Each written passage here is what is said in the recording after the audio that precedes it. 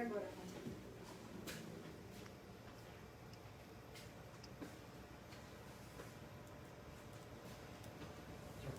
Estamos? Vamos? Sim, já estamos ao vivo aqui no Facebook, também, no aguardando o Instagram. pessoal entrar, e no Instagram do Você Dr. Almeida. fala bariatriquez? Vamos lá? Quem fala bariatriquez? Tem um, sou eu. Hoje nós vamos discutir aqui bariatriquez, hein? Bora, pessoal, boa noite. Vamos mandar o direct. A flechinha. Vamos flechar os Coração. amigos aí. Vamos convidar quem quer participar, quem gosta desse tema. O assunto hoje vai ser sensacional. Bariatriquez, a linguagem da cirurgia bariátrica. Vamos ver quanto vocês dominam do bariatriquez. Nós temos aqui um jornalista, Alberto Danon, com certeza ele domina bem bariatriquez. Fala 7, 8 idiomas, não vai deixar de falar Com bariatriquez. certeza, com certeza. Então, vamos embora, dá tempo de convidar mais alguém que vocês saibam que gosta do tema da cirurgia bariátrica, do tratamento da obesidade, para se juntar aqui com a gente. A gente está já com o time perfilado aqui, doutora Manuela, doutor Nestor, doutor Rafael, Danon, Daniel, Boa. álcool gel, máscara, sabonete para lavar a mão.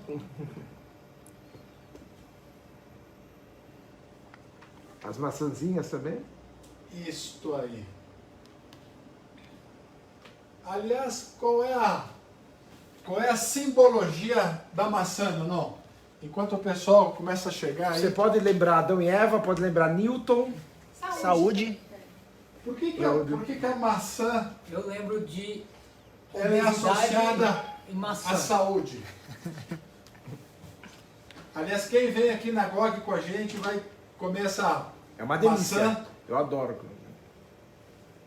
maçãzinha Fuji. Existe a obesidade pera e a obesidade maçã. Agora, É. por um outro lado, Danon, por um outro lado, qual foi a fruta envenenada que a bruxa deu para a Branca de Neve comer? A maçã. Maçã. Maçã. Se a maçã tem o seu lado bom, tem o seu lado questionável também. Verdade. O pecado.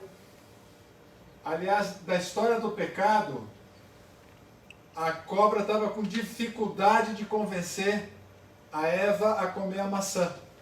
E ela falava, olha, é uma maravilha, isso faz muito bem para a saúde. E a Eva, não, mas eu estou muito bem, eu não preciso de nada, minha saúde está ótima. Mas olha, isso daqui é um excelente diurético, regula bem o intestino, olha, está tudo perfeito do meu corpo, não precisava nada. E a cobra já estava zangada que não conseguia convencer a Eva a comer a maçã.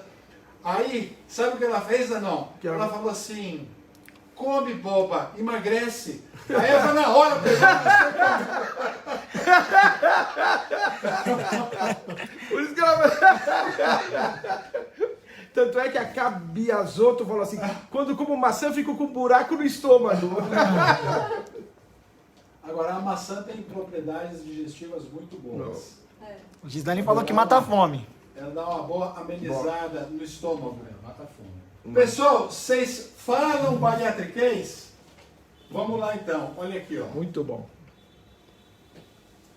Na anamnese já ficava clara a presença de adiposidade grau 3, pela obesidade severa, com dados antropométricos bem alterados, e inclusive com a ocorrência de acantose nigricans. Está acompanhando ou não? Tranquilo, tô Ó, aqui chamando o pessoal. Bariatriquez, Isso hein? é muito interessante. Na anamnese já ficava clara a presença de adiposidade grau 3 pela obesidade severa, com dados antropométricos bem alterados, inclusive com a ocorrência de acantose nigricans. Nestor, caso clássico de recomendação cirúrgica pelo DUT da ANS e normatização do CFM. No preparo, Optou-se por cirurgia derivativa com paute pequeno e alça biliopancreática distalizada, com uso de cargas verdes com reforço de material absorvível. Não apresentou eventos adversos precoces, nem... Interessante, né? Isso é bariatriquez. E a ideia hoje é exatamente, e isso é uma coisa que a gente tem sempre tentado aqui, é simplificar a linguagem da cirurgia bariátrica. Vamos entender melhor esse bariatriquez. E a gente essa semana trabalhou numa lista de palavras aqui, e eu tenho essa lista, e eu acho que falta muitos ainda, mas toda a equipe aqui da GOC trabalhou nisso.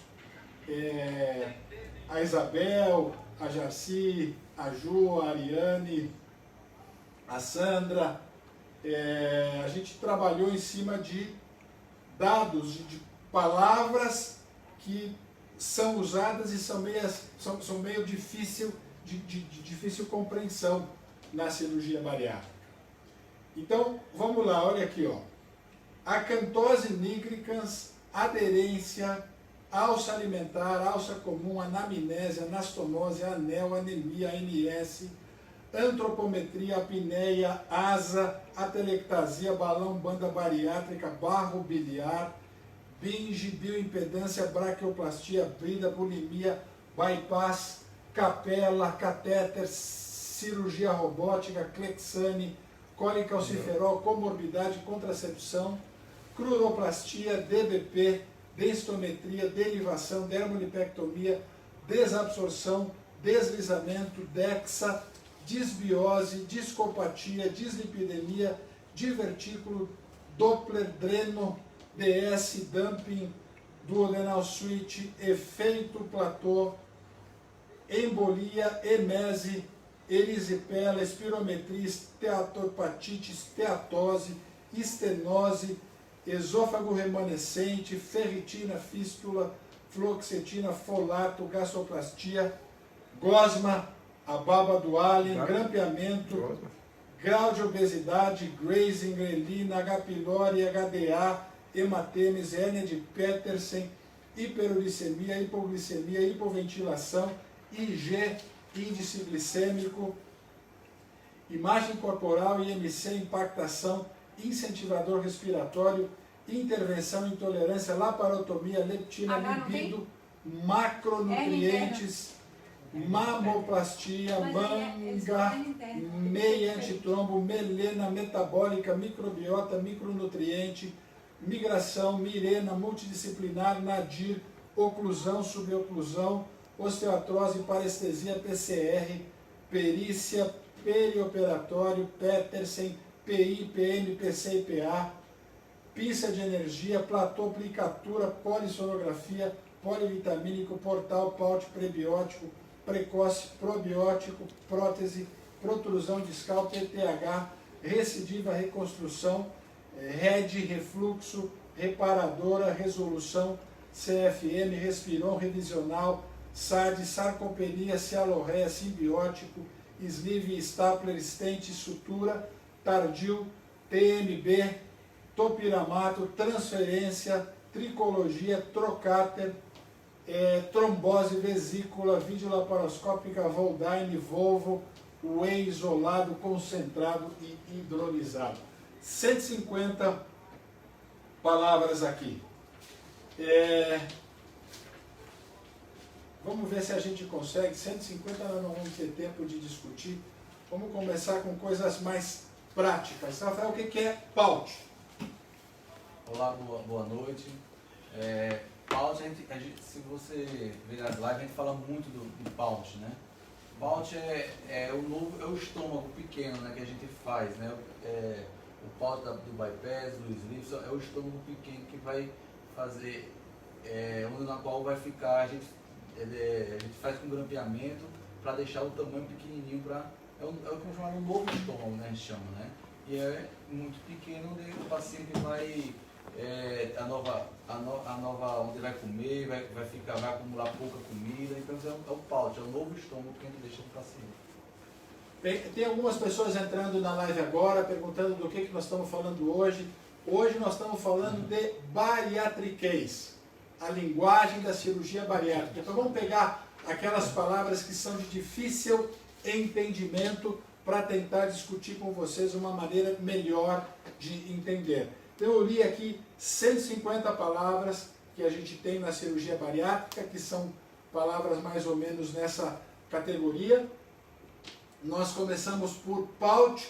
Quando vocês fazem uma endoscopia, vocês vão ver lá a descrição assim, aparelho penetrando num Paut de 3 a 4 centímetros, tal. Então, primeiro assim, Paut é uma palavra inglesa, vem do inglês que significa bolsa. Então, é a bolsa gástrica. Se a gente for traduzir isso para o português, a gente deveria falar assim, em bolsa gástrica ou pequeno estômago. Nenhuma nem outra fica meio difícil, né? Pequeno estômago, mas peraí, tem pequeno, tem grande, tem médio.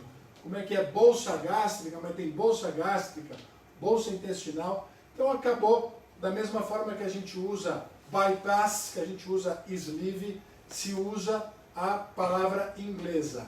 Paut é aquela bolsa gástrica pequena, aquele estômago pequeno que a gente reduz, né, da redução do estômago no bypass gástrico em YDRU. Falar em bypass gástrico em YDRU, Nestor, e a questão das alças. Alça biliopancreática, alça alimentar, alça comum, isso também a gente vê falando muito nisso. Como é que é esse negócio de alça na cirurgia? Bom, boa noite a todos. Bom, para a gente esclarecer, quando a gente fala na cirurgia de bypass, então é cortar o estômago, reduzir o tamanho dele, o qual vai ter essa nova bolsa gástrica, o Paut. Então, esse Paut pequenininho, quando a gente corta, ele não tem nenhuma ligação mais. Então, o que a gente faz na cirurgia de bypass é desviar um pedaço do intestino também. Então, quando a gente olha a anatomia nossa considerada normal, você tem o esôfago, que é por onde vem o alimento, depois você tem o estômago grande, o estômago tem uma válvula que é o piloro, e aí depois começa o intestino, que a gente chama de intestino delgado. E aí a gente tem vários metros desse intestino, no qual a primeira parte desse intestino a gente chama de duodeno. Depois vem jejuno, e vem ilho, e depois o intestino grosso. Então a gente faz um pequeno desvio dessa alça intestinal, do intestino delgado. Então, essa primeira parte que a gente desvia do intestino, a qual está ligado no estômago, que não usa mais para alimentação, é a alça que a gente vai chamar de biliopancreática. É onde está sendo jogado todo o suco digestivo, as enzimas que vêm do pâncreas, a bile que vem do fígado e da vesícula biliar, e aí ela vai se encontrar lá embaixo com a anastomose que a gente faz, que vem a comida do novo estômago e vai se juntar com essas enzimas pancreáticas, e aí vai ser absorvida. Então, a alça que vem do novo estômago, a gente chama de alimentar. Quando junta com a secreção que vem do estômago antigo e das vias biliares, a gente chama de alça comum. Olha aqui, ó. Estômago aqui. Então, quando nós vamos fazer o bypass, corta o estômago aqui, ó. Corta assim e assim. E separa essa parte do estômago. E isso forma um pequeno estômago. Esse pequeno estômago, ele é chamado de Paut. Então, é aonde o alimento vai passar. Aí tem os 6 a 7 metros de intestino. Então, essa parte, aonde do intestino que vai ser cortado aqui e vai subir para cá, essa parte onde vai passar a comida, onde vai passar o alimento, é aquilo chamado de alça alimentar. Essa outra alça que vem com a secreção do fígado e do pâncreas é a alça biliopancreática. E essa é a alça comum. Olha aqui, ó. Perna esquerda, perna direita, base, isso é o Y. Bypass gástrico em Y de RU. Esse é o que é a operação. Outro, aproveitando o desenho, né, também tem um estômago excluso, né, que a gente chama, né? Exatamente. Tá E aqui tem o estômago excluso, tem gente que chama de excluso, tem gente que chama de remanescente, tem gente que chama de estômago excluído, também não tem um nome bem definido. E o que é anastomose, Rafa? Anastomose é essa junção que a gente vê ali no desenho a gente fala muito aqui na anastomose, né? Essa junção do estômago com o intestino que a gente faz manualmente, tá? E tem a outra anastomose que é onde junta ali na anastomose enteroanastomose, que é ali embaixo, que dá pra ver ali pelo desenho, que une a alça comum com a bilipancreata, a alça alimentar com a bilipancreata na alça comum ali. Bom, vocês estão vendo as palavras que nós estamos discutindo aqui? Por favor, coloquem, mandem para a gente palavras relacionadas à cirurgia bariátrica que vocês já ouviram, que não entenderam o sentido, ou entenderam, mas sabem que outras pessoas não entendem. Joguem aí as palavras para a gente saber, para a gente começar a discutir. Palavras relacionadas à cirurgia bariátrica. Aí, Nestor, o paciente fez a cirurgia, ele fez o bypass, ele fez o PAUT, a anastomose, as alças e tal, e ele estava no processo de realimentação, e lá quando começou com a dieta sólida, o paciente começou a entalar, começou a vomitar, e se mudou a dieta, e se deu remédio, se tentou de tudo e não melhorava, e aí ele fez uma endoscopia, e o resultado da endoscopia veio assim, olha, presença de estenose da anastomose. O que é estenose?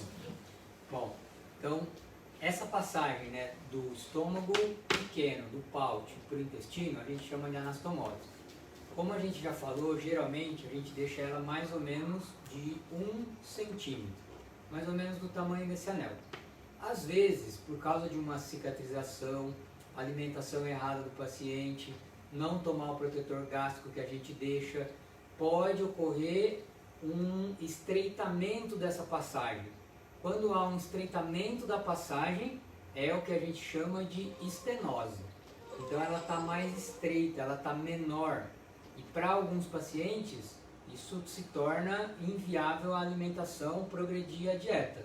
Então por isso que às vezes é necessário fazer uma endoscopia para então dilatar, para deixar essa passagem maior.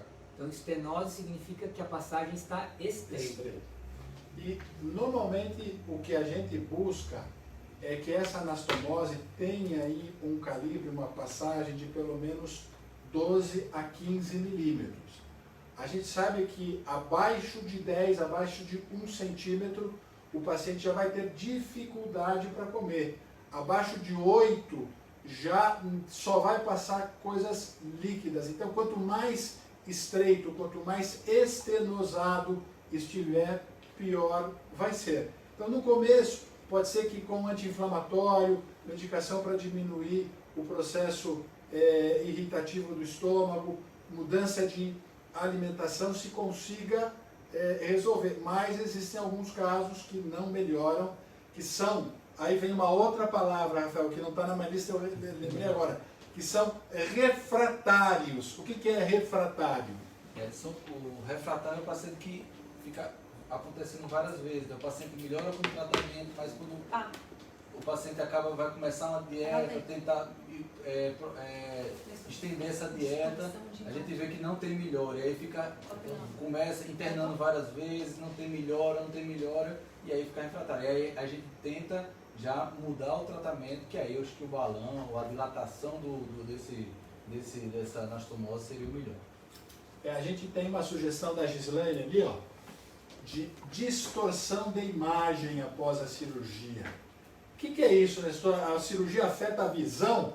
A pessoa fica com distorção da imagem? O que é distorção da imagem? Por favor, não vamos pensar que agora a cirurgia bariátrica afeta a vista, né?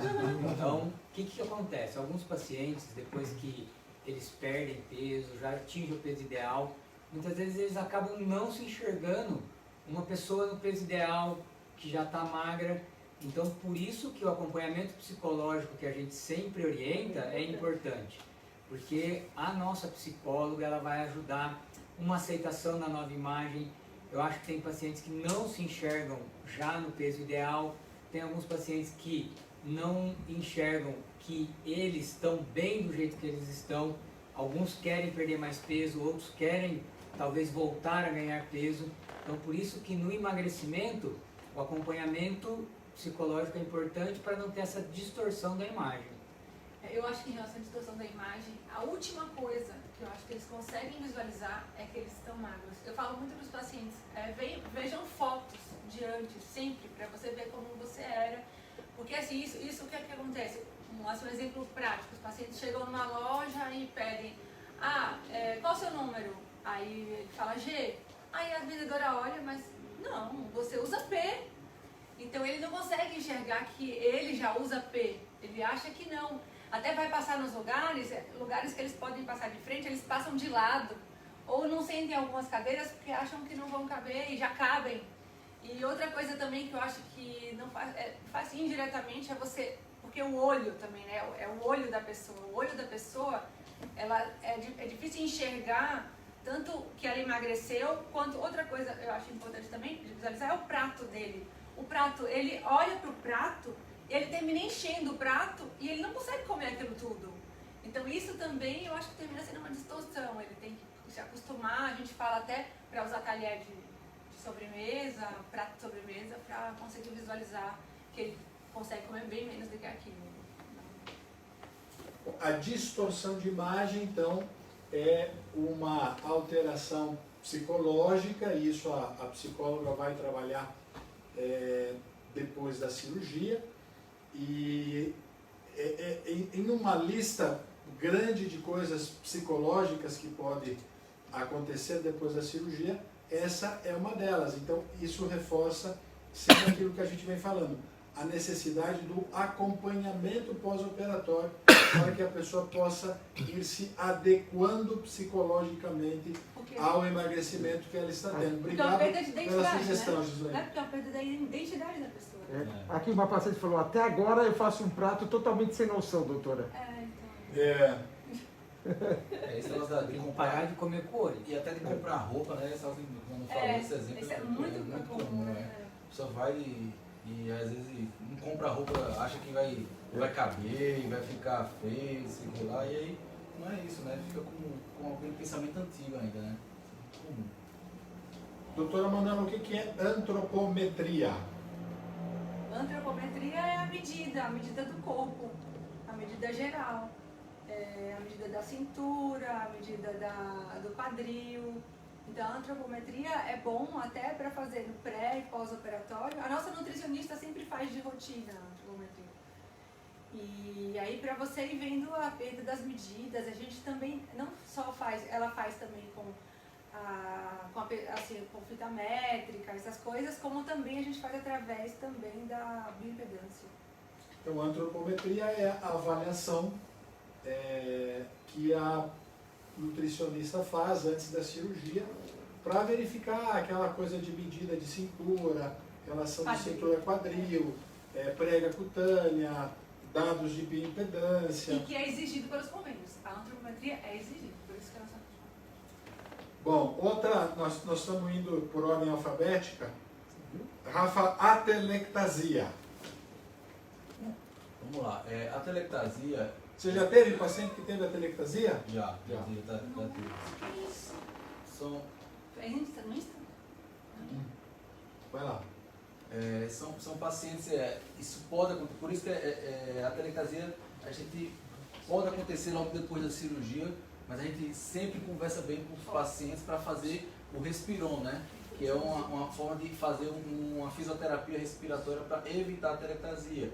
E isso, quando o paciente não faz bem não faz o respiron, pode causar a parada no pulmão. O paciente não respira bem e o pulmão pode murchar um pouco, formando a atelectasia.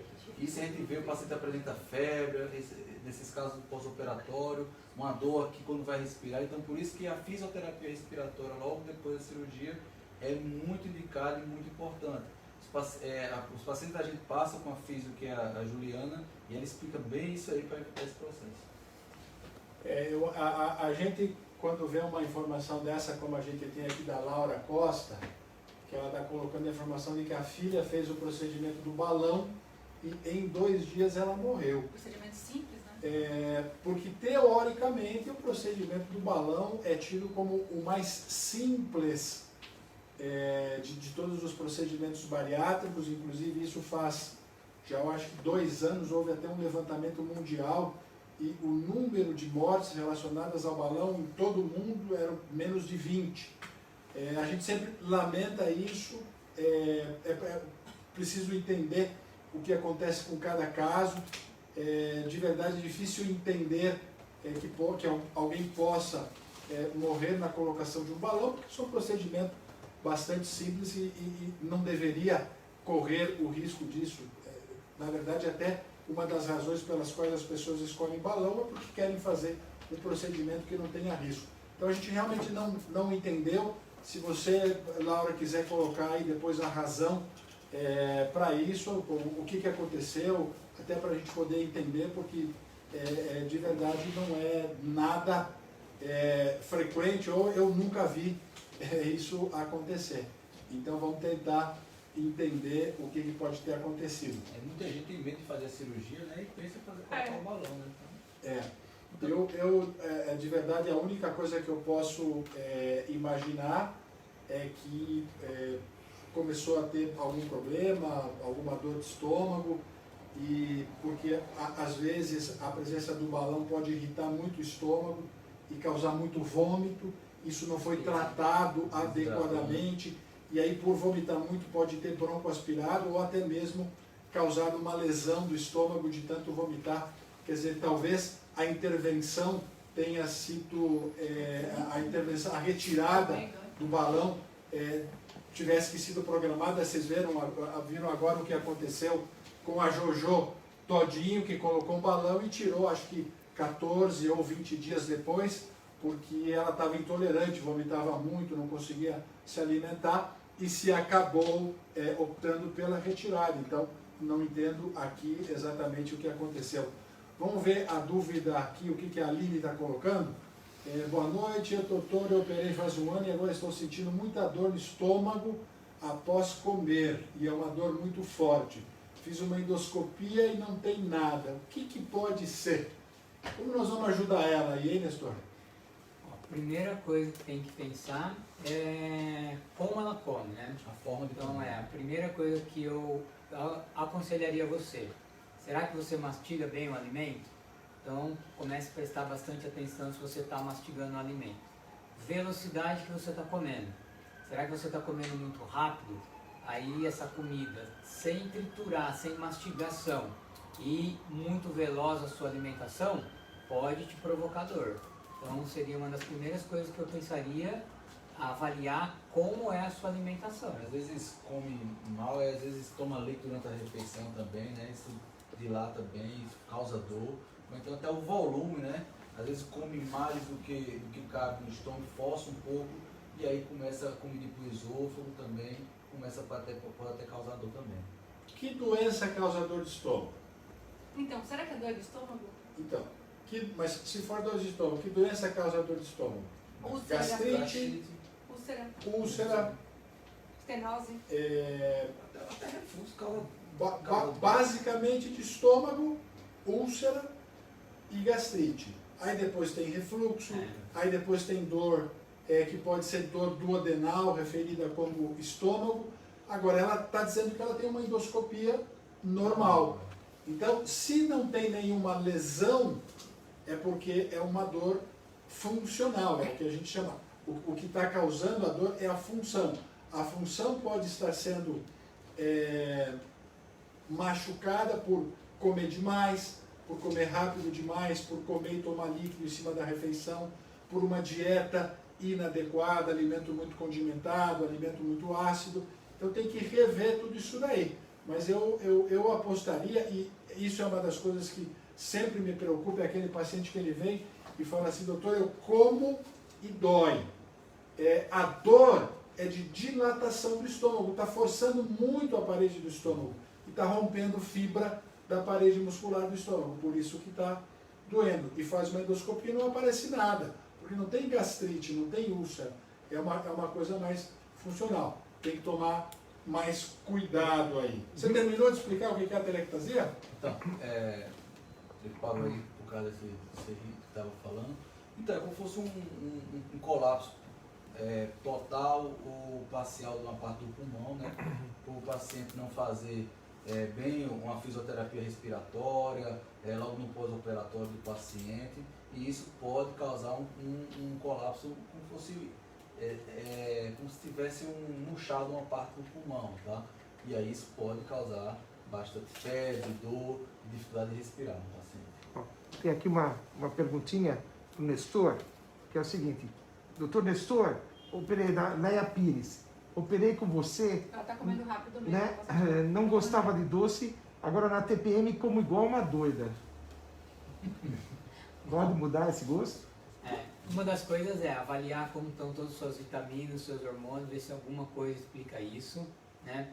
Geralmente está tudo normal, a gente pensa mais em mudança de hábito alimentar mesmo, né? Avaliar se tem algum hormônio que você está tomando da parte ginecológica que pode aumentar ou o seu tropismo por algum tipo de alimento ou açúcar, e manter o seu acompanhamento. Quando o paciente está com esse descontrole muito grande, essa compulsão alimentar, tem algumas coisas que a gente dá para ajudar nisso. Então, venha fazer o seu acompanhamento com a gente. Perfeito. E ao Mino aqui, eu tenho a Amanda pergunta assim, faz um ano que fiz bariátrica, bypass, tenho muitos gases, o que posso fazer para evitar? É uma colocação assim, que a Amanda está fazendo, que a gente vê com uma certa frequência. E hoje eu ainda atendi um paciente que veio consultar exatamente por isso, talvez ele um quadro um pouco mais grave, porque esse daqui a esposa já não permitia mais que ele dormisse no mesmo quarto. Sério? Ela convidou ele a se transferir de Nossa. aposento, porque disse que o gás que ele tem, a quantidade e o cheiro é com odor? inaceitável. Uau. Agora, sempre a questão é que procedimento cirúrgico você fez. E às vezes a gente pergunta isso e a pessoa ela não tem nenhuma noção da cirurgia que fez. Ela não entendeu. O procedimento, o bypass, ele é uma redução do estômago com desvio do intestino. Antes, o alimento ele vai passar em 6 a 7 metros de intestino. Agora ele vai passar em 3 a 4. O que diminui muito a capacidade do intestino de digerir o alimento. Então, a digestão ela vai ser parcial. E quanto mais gordura tiver no alimento, mais difícil vai ser a digestão. De modo que, se a pessoa ultrapassa aquela capacidade de digestão do intestino, aquele alimento que ultrapassa, ele não vai ser digerido. E ele vai ficar dentro do intestino. E aí o que vai acontecer com ele, a palavra é feia, mas é a verdade. O alimento vai apodrecer dentro do intestino. Vai fermentar. Significa que ele vai formar gás, vai formar um caldo dentro do intestino que irrita a parede do intestino contrai, dá cólica, tem muito gás, tem mau cheiro e pode ter diarreia também. Isso vai alterar, a tempestade está piorando, né, Danão? Nossa, isso vai alterar. Estou imaginando a cena, por isso. Isso vai alterar. É bom porque dá chance para a gente falar de palavras que estão nessa lista aqui. Isso vai alterar a microbiota intestinal, fazendo com que haja uma disbiose, que é a troca de bactéria ruim, de bactéria boa por bactéria ruim, e aí a coisa está cada vez pior.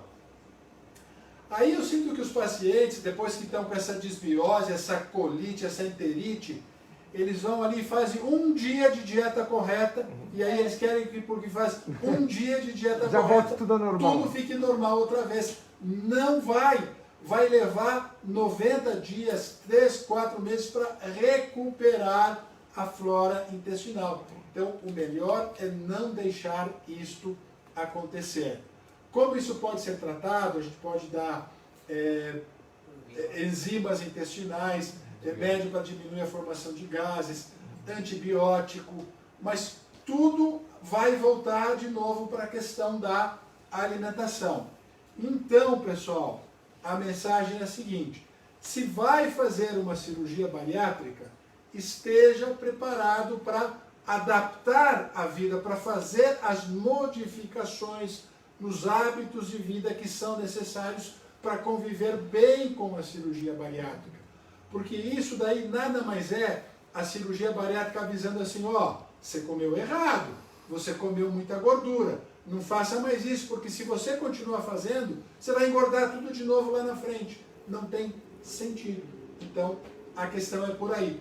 Modifica a tua alimentação, tira a gordura da alimentação, começa a comer alimentos de maior valor nutritivo, tira doce, tira carboidrato simples, começa a usar produtos 100% integral, começa a não comer frituras, não comer doces, evitar bebidas gasosas, que esse tipo de mal-estar vai passar. Em quanto tempo ele vai poder voltar a dormir no quarto da esposa? Então, aí agora vai depender de como for feito o tratamento. Hoje eu prescrevi o tratamento, nós conversamos sobre alimentação e vamos ver, pedir alguns exames para entender melhor, porque ela a primeira vez que passava aqui, é um paciente que não foi operado com a gente, veio buscar porque já tinha tentado resolver o problema e não conseguiu.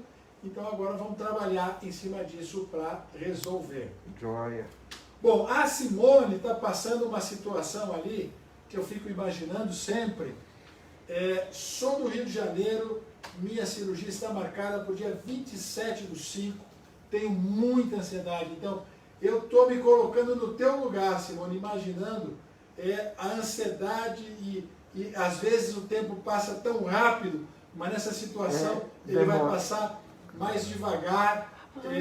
Então, calma. Vai devagar, pensa positivo, não adianta, é um dia de cada vez. Já parou de fumar tem 20 dias, no que fez muito bem, bate o medo, confia na tua equipe, você fez um preparo legal e vai lá que vai dar tudo certo. Tinha uma outra que passou assim, voando ali, do uma sleeve. O que tem do sleeve ali? O que aconteceu? Não entendi o que é sleeve. No sleeve já não avisa dessa forma? Não entendi, Renê. Explica Também melhor pra gente aí, porque você pensa muito rápido e nós não acompanhamos o teu raciocínio aqui. Esse negócio, a Andréa está perguntando do Chiquinho Scarpa faz tanto tempo, eu não sei nem mais. Eu me lembro o que aconteceu. Foi o seguinte, na verdade, ele forçou, ele bebeu suco, tomou líquido, forçou, tomou laranjada, forçou os pontos e aí abriu. Numa fase muito precoce da cirurgia, onde as coisas não estavam cicatrizadas, ele forçou a alimentação, aquela coisa que às vezes aqui a gente vê assim, os pacientes aqui com a gente meio bravos assim, né? Doutor, mas eu olhei lá na internet, na terceira semana já tem lugar que libera para comer arroz e feijão, e por que aqui vocês não deixam, e por que aqui vocês são tão conservadores com a dieta? Por que, Nestor? Vamos lá. Por causa disso daí, né? Um dos motivos é esperar a cicatrização, tanto da bolsa, do pouch que a gente já falou, do estômago novo, como também das anastomoses, que é a junção do estômago com o intestino e o intestino com o intestino. Porque um dos problemas que a gente pode ter é a deiscência, a abertura dessas anastomoses, dessas costuras, do grampeamento que a gente fez. Então, esperar cicatrizar completamente. Por isso que a gente mantém os 30 dias de dieta líquida. E uma das perguntas que o pessoal falou aí é por que da estenose, né? Esse acaba sendo um dos motivos que o paciente acaba vomitando mais cedo, vomitando muito, ou a dieta ser antecipou muito a dieta, e isso pode causar estenose nos fatores, e isso aí também ajuda. Em resumo, tem que respeitar a equipe médica, não é? Tem que ouvir a dieta direitinho, né? Agora, o Paulo Ferreira Gomes pergunta assim: doutor, estou com 6 dias de bypass sinto desconforto no estômago ainda. Pode ser o tempo de cirurgia ou o protetor gástrico que está fraco? Não sei se exatamente ele está sentindo como ele interpreta o desconforto, porque o que a gente vê é assim, é diferente. O tamanho do estômago mudou, a pressão dentro do estômago mudou, e é normal que a pessoa sinta uma certa pressão aqui, isso é normal. Não chega a ser um desconforto, é uma característica do pós-operatório, vamos falar assim. Não é algo que deveria incomodar. Se ele tem algum desconforto importante, incomodando, precisa rever, porque é o que a gente fala assim, não é normal acontecer nada que traga desconforto, que traga mal-estar. Então, quem sabe, ele possa contatar a equipe para entender que está tudo normal. Ele falou que ele sente como se tivesse uma pinça, ele complementou agora. Então, pode ser exatamente isso que eu falei, aquela sensação de estômago pequeno. Normalmente, depois da cirurgia, nos primeiros dias, quando toma um gole de líquido, aquele líquido ele cai e o estômago é muito pequeno, então é como se tomasse 2 litros de líquido antes, daquela sensação de estômago muito forçado. Isso é algo normal e que pouco a pouco a pessoa vai se adaptando a isso. Isso é o que faz, quando toma o líquido, rapidamente vem um arrotinho assim, para eliminar aquele gás que estava dentro do estômago. Mas, de novo, se é desconforto, se é mal-estar, é melhor estar seguro que está tudo bem. Sentir algo diferente, sentir um desconforto, mas não um desconforto por mal, sabe? Assim, eu sinto, tem alguma coisa, tem uma pressãozinha aqui, alguma coisa, isso é normal, faz parte do quadro. E tem a dúvida da Lu ali, Rafa, olha aqui, ó. Mito ou verdade que quem faz cirurgia bariátrica não pode mais chupar laranja e tangerina, engolir o bagaço nunca mais? Então, isso é mito, né? A pessoa chupar laranja, tangerina, não tem problema nenhum. Agora, cuidado para não ficar comendo muito. Jabuticaba que não pode, né? Jabuticaba, exatamente. Mas assim, o bagaço não tem problema, né? Agora, cuidado, tudo demais, né? Cuidado para muito bagaço, isso pode causar uma obstrução, alguma coisa. Mas mastigar bem, chupar bem a laranja. Evita o bagaço, né? É melhor evitar. Só chupar a laranja, evita o bagaço. Uma coisinha ou outra, mas é evitar. É melhor cantar o samba só. Sobrou pra mim o bagaço da laranja. Só o samba é mais... Bom, não é só o bagaço da laranja, na verdade é qualquer coisa que seja muito fibrosa, que tenha muito bagaço. O problema aí não é assim, sabe, você pegar uma laranja e cortando e comendo devagarzinho. O problema é assim, aquelas pessoas que comem 6 laranjas, 8 laranjas, 12 laranjas e sem mastigar. Bota na boca, dá aquela chupada, tira o caldinho e engole aquele bagaço sem mastigar nada. Jabuticaba dá isso também, coco dá isso também, goiaba, né? Queijo duro, queijo parmesão dá isso também. Tem bacalhau dá isso também. Bacalhau.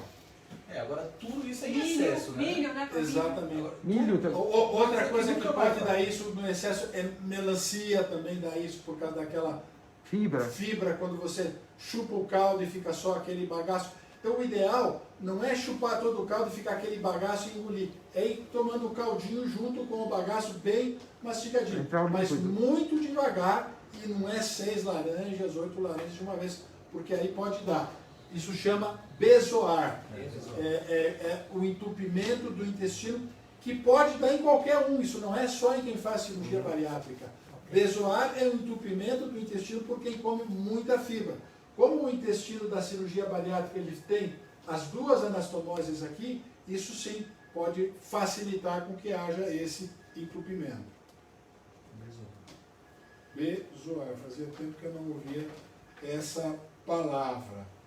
Vamos ver uma outra aqui, ó. Tem as outras que acho que são muito clássicas, fácil de entender, que é o sleeve, o bypass. Agora, Nestor, você fez muito disso. O que é o capela? Bom, a capela para rezar?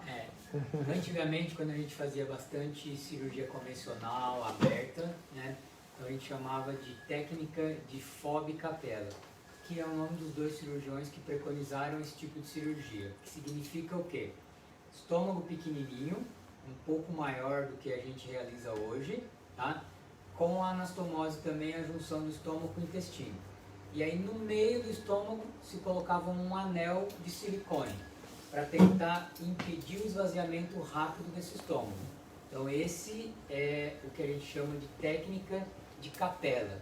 Então quando a gente fala em capela, é um tipo de cirurgia que é basicamente parecida com o bypass que a gente faz hoje, mas tem um anel de silicone. Bom, tem uma pergunta ali da Andréia, e essa pergunta aqui é uma pergunta que nós vamos arrumar muito inimigo por responder essa pergunta, mas enfim, eu acho que a gente precisa falar a verdade. Andréia, nós fazemos cirurgia robótica aqui também, não há problema, ninguém é contra a técnica. A questão é aonde a cirurgia robótica encontra indicação e aonde ela oferece alguma vantagem para o paciente. Então já tem até agora uma série de estudos feitos comparando pós-operatório de cirurgia tradicional por laparoscopia com cirurgia robótica e não existe nenhuma vantagem da cirurgia robótica sobre a cirurgia laparoscópica. Muito pelo contrário. A maioria dos trabalhos mostram que a cirurgia robótica demora mais tempo, é uma cirurgia mais complexa, então de verdade não tem vantagem. Se tem alguém tentando convencer você aí de fazer robótica dizendo que é porque é mais tranquila, peça para te mostrar a literatura. Onde é que está a literatura médica que mostra que cirurgia robótica é melhor? A cirurgia robótica ela tem se revelado como uma boa técnica para operar espaços pequenos. Então, aonde ela mais está consagrada? Operação na pelve, principalmente operações urológicas, operações de próstata. A cirurgia robótica ela mostrou que ela é superior à cirurgia laparoscópica para alguns procedimentos pélvicos ginecológicos também, para cirurgias dentro do tórax. Agora, para abdômen aberto, onde é a cirurgia bariátrica, não tem mostrado vantagem. Existem duas situações que existe dúvida até agora, que é em cirurgia revisional, porque o robô pode apresentar, isso não está comprovado ainda, mas as duas situações onde pode haver uma vantagem da robótica é na cirurgia revisional e no paciente muito pesado, aonde eu vou operar um paciente de 200, 250 quilos, eu como cirurgião, eu vou ter que fazer muita força para manejar as pinças. Então, eu posso usar o robô, que quem vai fazer a força é o robô.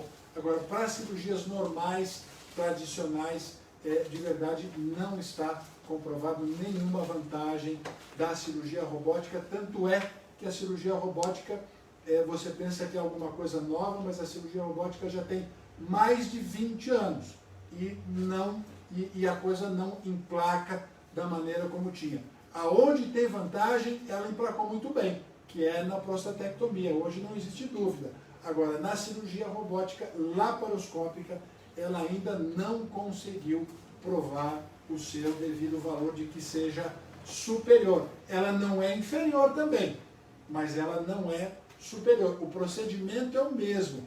A única coisa que muda é a forma de manipular os instrumentos. Doutor, tem uma pergunta aqui do seu Instagram, da Cara Facunha, que ela diz o seguinte: meu médico não indica o Respiron. Eu posso contratar um físio e fazer mesmo assim? Pode não, deve, né? Também acho. Eu acho que você deveria. Eu acho que também assim, eu acho que a gente precisa entender melhor o que é o meu médico não indica o Respiron. Não há dúvida nenhuma de que o preparo respiratório é algo muito importante na recuperação da cirurgia bariátrica. Agora, não é só o Respiron que permite um preparo adequado. Isso pode ser conseguido através de exercícios respiratórios, de outras maneiras. A físio sabe orientar isso muito bem. A vantagem do Respiron é que ele é um aparelhinho muito simples, muito barato e que ajuda muito no pós-operatório. Então, se o teu médico não está te recomendando nenhum preparo respiratório, eu aconselho que você faça. E a contratação, a avaliação de uma físio que vai poder te orientar, acho que seria realmente a melhor coisa que você poderia fazer. E dependendo do hospital que você for operar, já tem um físio Rotina, lá, né, eles, de rotina, e às vezes eles levam também o Respiron no quarto, explicam ao paciente. E tem hospital que você consegue até levar o Respiron para casa, eles dão o paciente o Respiron. Então, já nos hospitais hoje é rotina ter o Respiron junto com fisioterapia, tanto respiratória como motora no pós-operatório. E tem uma outra pergunta também bem interessante, da Andrea Rissetto. Singward, material de reforço sintético projetado para reduzir vazamentos e sangramentos. Evita fístula? Você não trabalha na empresa, não, Tá muito específico. Ele está sabendo muito de Singward aí, André. Olha aqui, ó. Na verdade, é uma excelente ideia o reforço do grampeamento. Então, na cirurgia, nós usamos o grampeador ele aplica grampos no tecido, ele corta no meio. É um procedimento, é um material muito seguro, mas existem coisas que a gente pode fazer que aumentam o grau de segurança, que é o que a gente chama de reforço da linha de grampo, que é a costura com fio ou o uso de Singward. Os Singward, eles são duas lâminas que a gente põe nos dois lados da carga que vai fazer o disparo, que ele serve de anteparo para o grampo poder apertar de maneira mais uniforme o tecido. Então, o uso do reforço é muito bom, do Singward é muito bom, sempre que possível a gente usa. Sempre tem a questão negativa, que não é nada referente ao material, o material é excelente, é ao custo. O uso do Singward, ele adiciona custo à operação.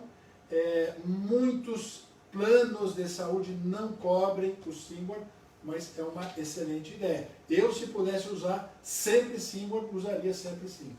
A Paula Ferreira Soares só voltou um pouquinho lá atrás, só para complementar a questão lá das frutas, da laranja. Ela falou assim, engolir caroços como caroço de melancia, caroço de mexerica é perigoso?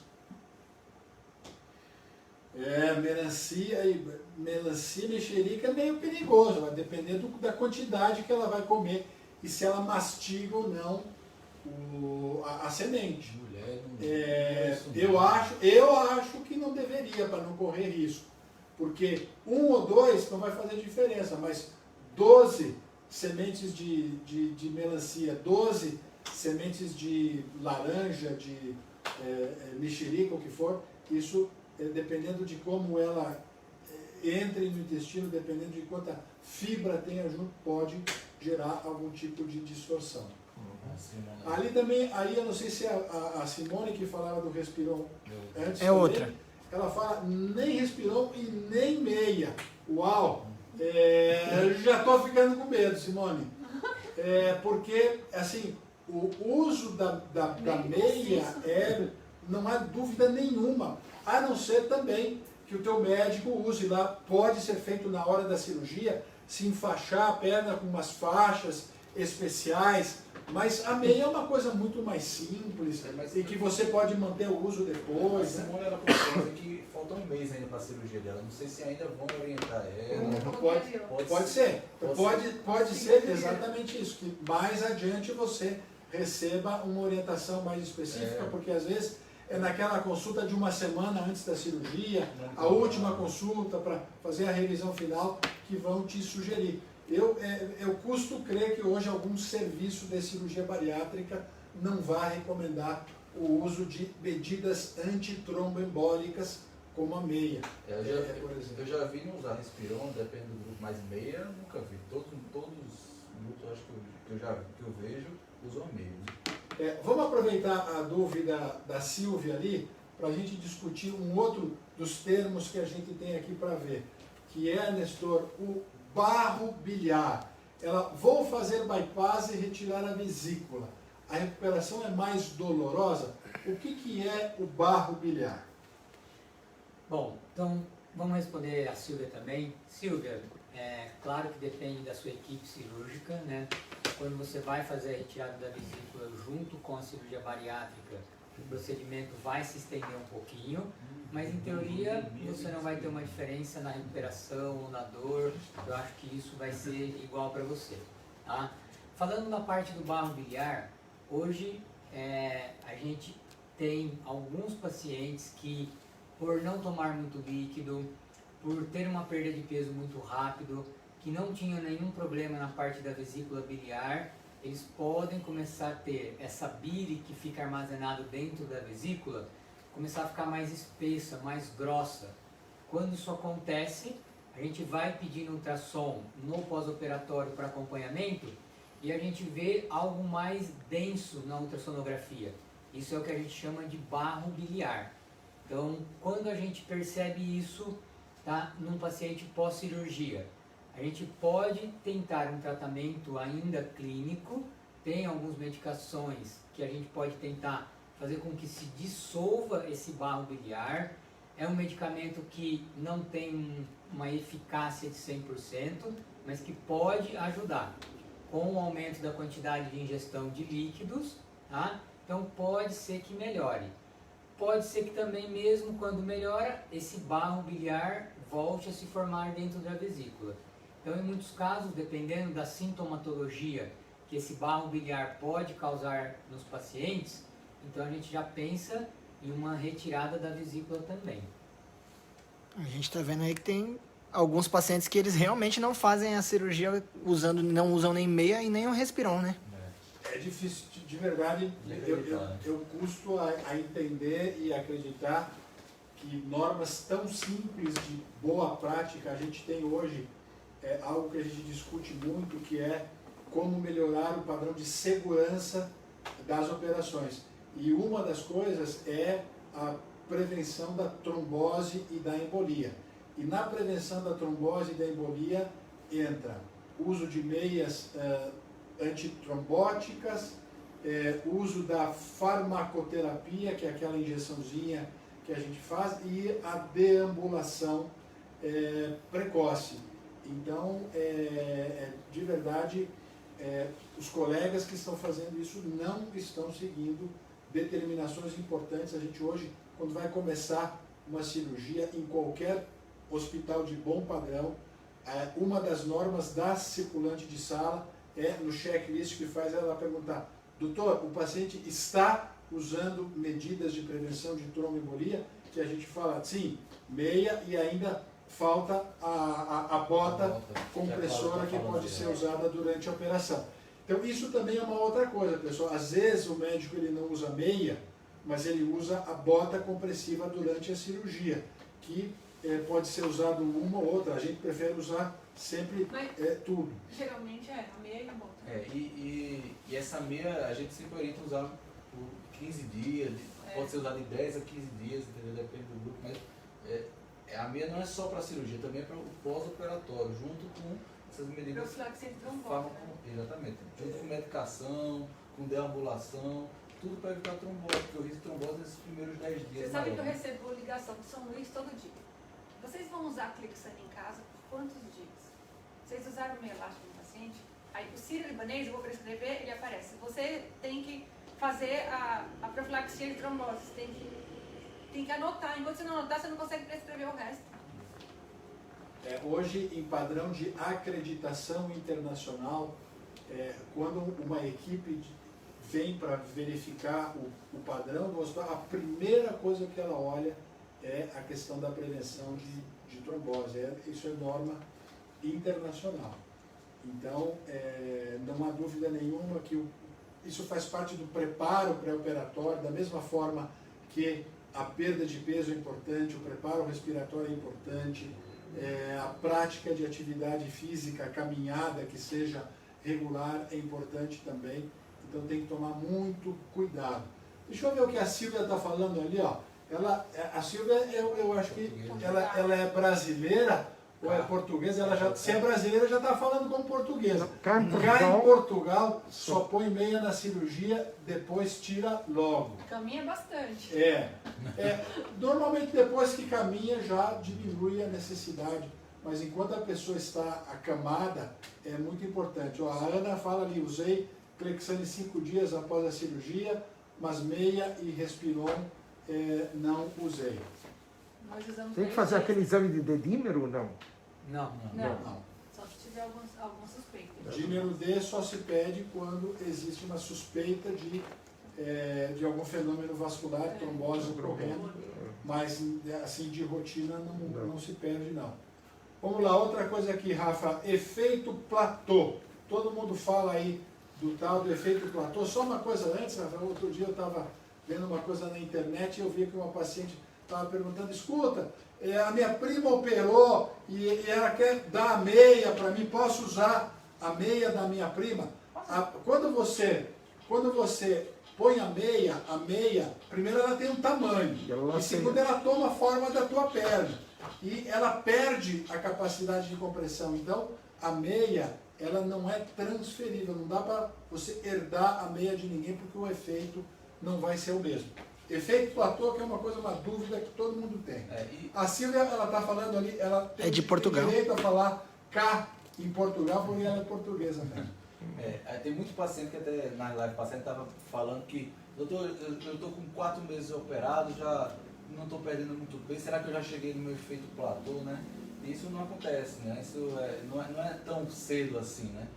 A gente vê o efeito platô, que é o efeito do paciente chega no seu peso, que estabiliza o peso depois de 1 ano e meio a 2 anos de cirurgia. Então, quando chega esse 1 ano e meio a 2 anos de cirurgia, dá esse efeito platô, o paciente estabiliza seu peso e aí é cada vez mais difícil perder peso. Então, Você pode seria falar mais do isso aí. Falando de Nadir também. Nadir, né? O Nadir também, né? Agora, esse negócio aí, outro dia eu também vi uma outra dúvida de uma paciente nesses grupos de internet, que todo mundo que entrava colocava assim, PI, PM, PC e PA. E ela entrou e falou assim, escuta, o que é esse PI, PC, PM, PA que todo mundo coloca assim? Peso mínimo. PI, peso inicial. PC, peso na cirurgia. PA, peso atual. Então, normalmente, as pessoas estão colocando isso para simplificar. E o Nadir, né? Então, a gente tem o peso, todo mundo tem um peso máximo que teve na vida, o peso na cirurgia, né? O peso inicial é o peso antes da cirurgia, que é esse peso máximo que você teve, aí tem o peso na cirurgia, e depois vai ter o peso mínimo que vai ser atingido depois da operação. Qual foi o menor peso que você chegou? Isso chama de nadir. Aí ganhou um pouco de peso e aí deu uma estabilizada aqui. Formou um platô. É normal ter esses períodos de platô no primeiro ano, até 1 ano e pouco. Agora, normalmente depois de 1 ano, em alguns meses, 1 ano e meio no máximo, a perda de peso se estabilizou e não vai mais haver a perda de peso. Então, esse negócio de ficar pensando assim, não, deixa para depois, aqui não tem muito depois não. A perda de peso, ela vai diminuindo mês a mês. Os 2 quilos que você não conseguiu perder agora, vão se juntar com o outro do outro mês e vai ficando cada vez mais devendo aqui e não recupera. Tem que ir levando a meta certinha desde o começo. Os pacientes estão aprendendo, doutor, que muitos já chegam no consultório dizendo, doutor, meu Nadir foi tanto, né? Então o pessoal já está sabendo o que é o Nadir, o que é o platô dele. E tem muitos que falam que acaba ganhando um pouco de peso, ou então não gostou muito do Nadir, que foi o menor peso, o peso que eu gosto é tal. Então, às vezes ganham 2, 3 quilinhos e se sente muito bem, né? Porque às vezes o Nadir não quer dizer que seja o peso ideal do paciente. Ele, às vezes, é o peso mínimo. É o peso mínimo. Talvez ele ganhe um pouquinho para ele ficar. se sente muito magro, ele não gostou muito, aí ganha 2, 3 quilinhos e se sente no peso ideal dele, o que ele gosta, né? Como dizia aquela presidente, né? vamos atingir a meta. Quando a gente chegar na meta, a gente dobra a meta, não é isso? O soluço é importante. Então, peraí. Nestor, derivação e desabsorção. Então, derivação é o Y que a gente fala. Então, a gente deixa o estômago pequeno e aí deriva, desvia um pedaço do intestino. Tá? E quando a gente fala de desabsorção, aquela primeira parte do intestino que a gente falou, que é o duodeno, é aqui que tem a maior parte de absorção. Quando a gente corta e desvia o intestino, a parte daqui de baixo, que é o jejum, que vai para lá no estômago, ela tem uma capacidade de absorção menor do que o duodeno. Então vai ter uma parte dos alimentos que vai ser desabsorvido, não vai absorver tão bem. Então essa é a palavra que a gente usa, desabsorção. Obrigado, Silvia. E conta aí pra gente de que cidade de Portugal você é, aonde você vive aí em Portugal. Vamos ver aquela do soluço da Sara, até porque tem outras coisas que acontecem que são muito interessantes, que eu já vi alguns pacientes falando.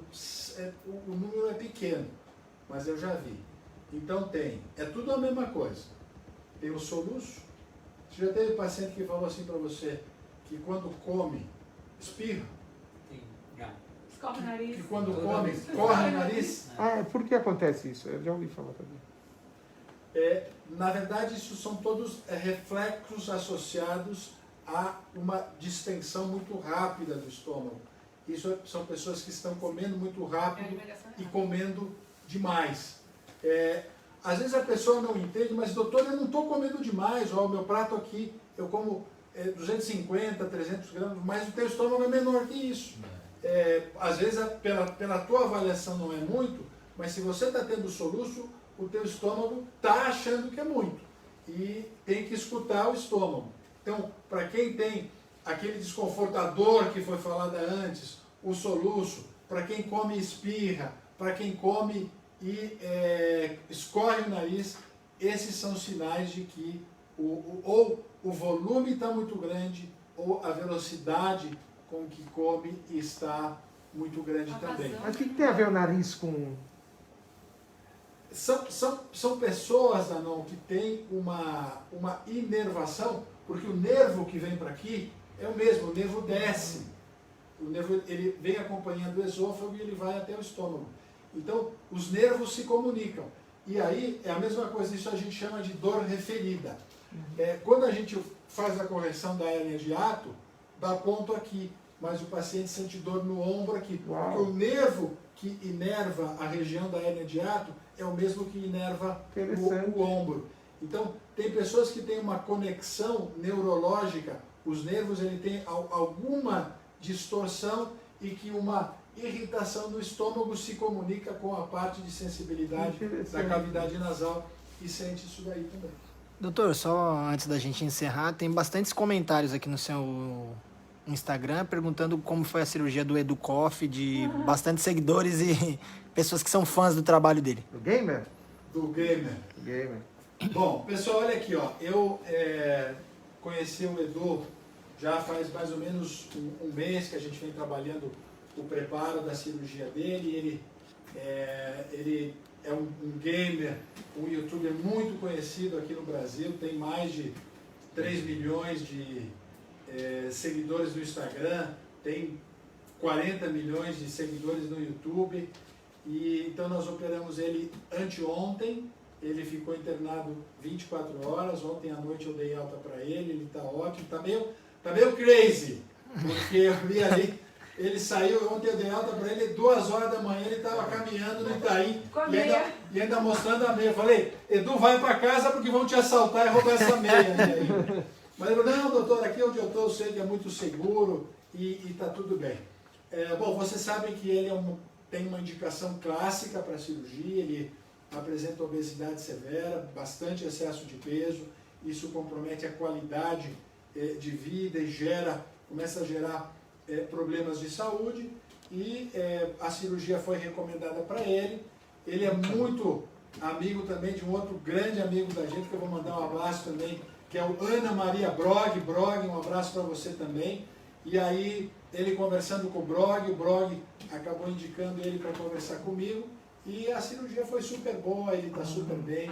E eu tenho certeza que agora vocês vão ver uma versão ainda melhor dele. Se essa daqui já era boa, a que vem vai ser ainda melhor. Se essa voava, esse vai voar no hiperespaço. E ele está colocando no story dele o acompanhamento todo, todo o processo olha lá no story dele que está tudo direitinho.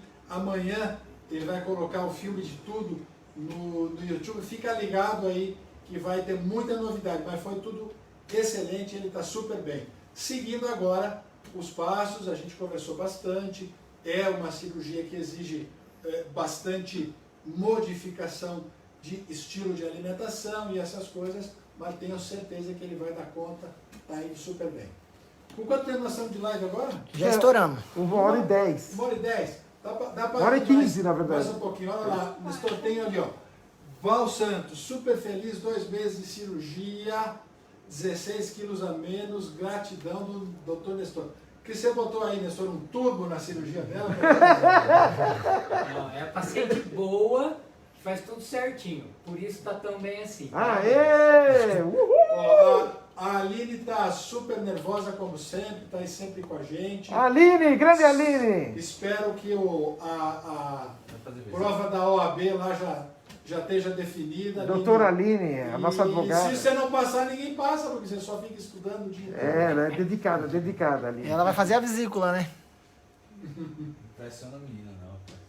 Vamos ver o que tem mais aí de dúvidas, joga aí pra gente. Vou tomar a segunda... isso é muito importante. Vacina. Esse é um assunto que interessa. Vou tomar a segunda dose da vacina no dia 10/5. Eu posso fazer a cirurgia de bypass no dia 13/5, André. 3 dias depois? Espero que sim, André. A princípio, sim. Não é muito recomendável isso. Eu esperaria uns 10 dias. Mas às vezes ela já esperou muito tempo para fazer essa cirurgia, está com a cirurgia agendada. Não sei se ela pode modificar ou não isso daí. O problema todo, André, é o seguinte, e se você tiver reação à vacina depois? E se você tiver febre? E se você tiver mal-estar? Então, não é muito legal combinar vacina e cirurgia, uma logo depois da outra, exatamente porque você imagina uma pessoa que opera e que depois faz a vacina e tem febre. E aí? A febre é da vacina, a febre é da cirurgia. Então, normalmente, o recomendável, até para dar um pouco de tempo para o teu organismo gerar anticorpos, é que se espere pelo menos 4 semanas para isso. Agora, eu não sei se por questões de agendamento você consegue esse tempo aí. Eu mesmo na primeira dose eu não tive nada, mas na segunda dose eu fiquei um pouco mole, diarreia, né? Então eu acho que eu segurarei também 15 dias, 20 dias aí para ter depois. Quando passou um dia só? Passei 2 dias. 2 dias. Um pouco de fraqueza, né? E tive diarreia também. Então isso pode atrapalhar no processo da cirurgia, né? Bom, o que será que a Eliana quer dizer ali pra gente com fístula encoberta? Bloqueada, né? A expressão que a gente usa mais é fístula bloqueada. Fístula é uma abertura, então a própria gordura do abdômen ou uma alça de intestino vai ali e bloqueia. Agora, encoberta eu acho que é a mesma coisa. Agora também, por exemplo, quando tem uma fístula, um dos tratamentos pode ser a colocação de uma prótese para cobrir a fístula. Então aí pode ser uma fístula encoberta pela prótese ou uma fístula que o médico operou e deu um ponto lá e cobriu com a gordura de dentro da barriga. Tem algumas questões aí relacionadas a isso. A Janete aqui falou, a doutora Almino, faz 2 meses que fiz com você, sou super animada, emagreci 17 quilos. Gratidão. Oh, que bom, hein? É só isso que a gente quer, é para isso que a gente se prepara e é para isso que a gente trabalha. Agora também, dizer para aquelas pessoas que estão em situação oposta, fizeram a cirurgia, o resultado não está indo tão bem, ou fizeram a cirurgia há mais tempo e reganharam algum peso, tiveram alguma recidiva da obesidade. Pessoal, vamos marcar sua consulta, vamos fazer a avaliação, vamos ver o que dá para fazer. Quando opera, não espera ganhar 20 quilos para voltar. Se ganhou 2 ou 3 já volta, é muito mais fácil para a gente fazer o tratamento. Se operou aqui, volta. Se não operou aqui, vem passar com a gente da mesma forma. A gente faz esse mesmo tipo de trabalho. Vamos lá. Não, o que a gente não pode é perder o bonde, deixar para depois, porque sempre deixando para depois a coisa vai ficando mais complicada. A Simone GB também. Gigi também feliz, muito feliz com a cirurgia que fez com o Dr. Nestor. Parabéns. E acho que um comentário que seria muito interessante antes da gente encerrar a live seria o da Márcia, né? 5 meses de cirurgia, 30 quilos a menos, tinha 8 comorbidades e hoje não tem nada mais. Uau! Olha, que cirurgia, que resultado. Hein? Exatamente. Comorbidade está no dicionário? comorbidades está no dicionário. Comorbidades são situações, doenças causadas e associadas à obesidade. Hipertensão, diabetes, artrose do joelho, apneia do sono, infertilidade, refluxo, cisto de ovário. Né? Tem uma lista aí grande de comorbidades relacionadas à obesidade. Bom, um prazer sempre fazer essa reunião com vocês, estar aqui, ouvir as dúvidas, tentar ajudar, tentar esclarecer.